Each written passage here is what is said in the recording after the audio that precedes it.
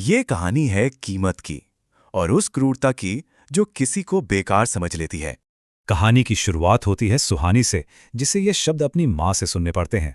उसके परिवार के लिए उसकी दिव्यांगता कोई चुनौती नहीं बल्कि एक बोझ थी। उसे हर बात के लिए कोसा जाता, बेइज्जत किया जाता और अपने ही घर में अकेला छोड़ दिया जाता था।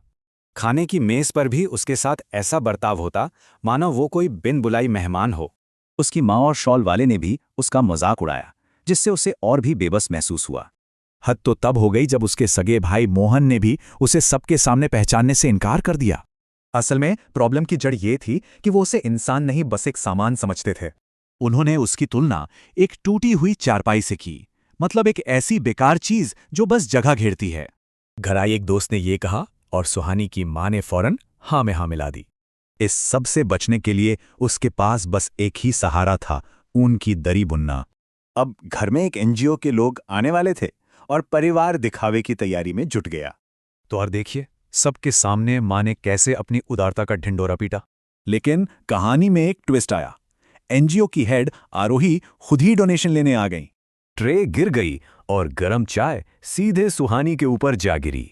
सुहानी जल गई, पर परिवार को उसकी नहीं, टूटे हुए कप और चाय की फिक्र थी। आरोही ये सब देखकर सन्न रह गई। अपने ही घर में इतनी बेरहमी। और बस इसी एक पल में घर की सारी क्रूरता एक बाहरी इंसान के सामने आ गई। परिवार ने कोई एतराज नहीं किया, बल्कि कहा कि इस कबाड़ को ले जाओ। तो चलिए देखते हैं एनजीओ में सुहानी के लिए कैसे एक बिल्कुल नई जिंदगी शुरू हुई। जिस कला से वो अपना दर्द भुलाती थी, अब उसे एक कीमती हुनर माना गया। वहां के लोगों ने उसे हिम्मत दी और उसमें वो काबिलियत देखी जो वो खुद नहीं जानती थी। उसकी दो जिंदगियों में जमीन आसमान का फर्क था, जैसा कि आप देख सकते हैं। सुहानी को न सिर्फ सुरक्षा मिली, बल्कि आत्मसम्मान और जीने का एक नया मकसद भी मिला।